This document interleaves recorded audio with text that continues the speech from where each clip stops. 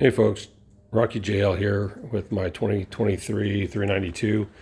Got it a couple months back. I put on a 3.5-inch Clayton Overland kit with the rear heavy-duty springs. I've got up front the Fox 2.5 adjustable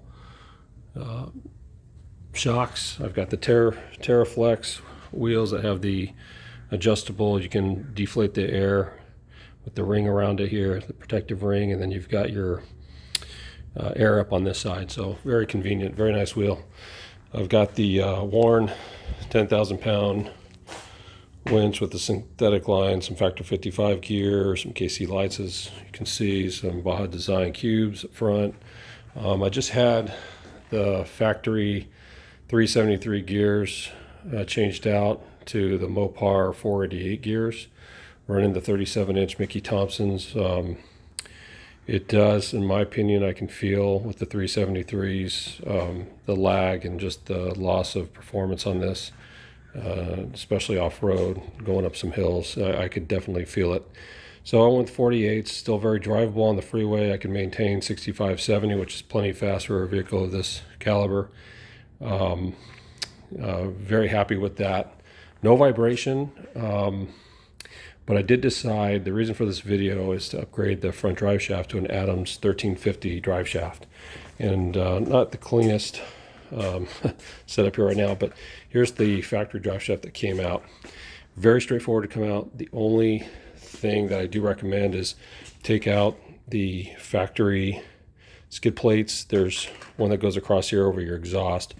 And then again, underneath the car here, you've got 4 18mm bolts here. You've got 2 on this side that go, there's 13mm bolts that go up into the gas tank. So you're going to have a total of 6.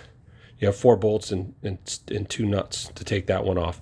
But it made it much easier to access this drive shaft and transfer case, getting the yoke out, which I'll explain here in a moment. But anyway, these 5 bolts at the top were very accessible.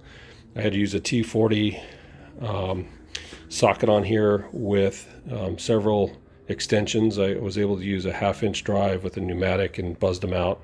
I did it by hand first just to get them loose, and then had that T40 seated in these really nice and tight before I started buzzing them, because you don't want to strip those out. Again, all this was really straightforward. It had 15mm flange bolts here. I was able to access all of this without starting the car and putting it in neutral and doing all that, heating up that exhaust, the last thing you want to do. But one of the tips is that do these top ones first, and then do the flange, and then you can lift this drive shaft up and out of the way, maybe with some wire, and that way you'll be able to access these 3 at the bottom much easier if you do it in that sequence. Again, the reason for this video is on that rear, or the transfer case yoke for the front drive shaft. Once you take the 1.25-inch nut off, it came off pretty simple. I used a breaker bar, and then I just buzzed it off with a pneumatic. That actually came off real easy, but it's the yoke. That's why I'm doing this video, is because so far, in my opinion, everything, like I said, has been very straightforward except for that yoke. You're not pulling it out by hand. It's seated in there. Despite some YouTube videos that people talk about a hammer and brass punch coming from the rear of that yoke, I don't recommend that. There's a seal back there you don't want to disturb.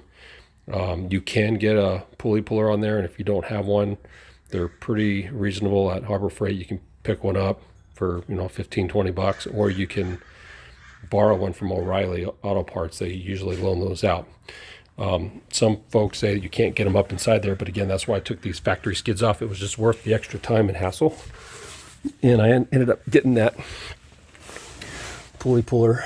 Here's the yoke right here, and you can see I've got my pulley puller here. There's 3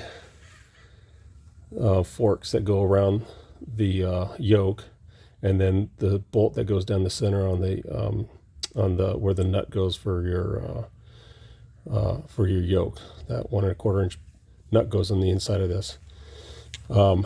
So one thing to look out for is when you're setting this up is, as you can see, here's where I've got a it was a So you'll have to figure that out. Whatever tool you have, it might be different. But anyway, this right here is your shifter linkage. You're going to be careful of that. You want all that on the other side, like on this side, because if you have it on the left side of this, it could bind up and it could damage that. So keep it between this heat shield and this on one of your forks, and you should be good. I literally gave this, I snugged it up and I gave it 2 or 3 turns and it popped right off. It came right, you can see the gap right here, that wasn't there before, and it popped right off, and it's just ready to come right out. In fact, I'll take it off right now. Come right out. So I'll remove my pulley puller, and I got it out.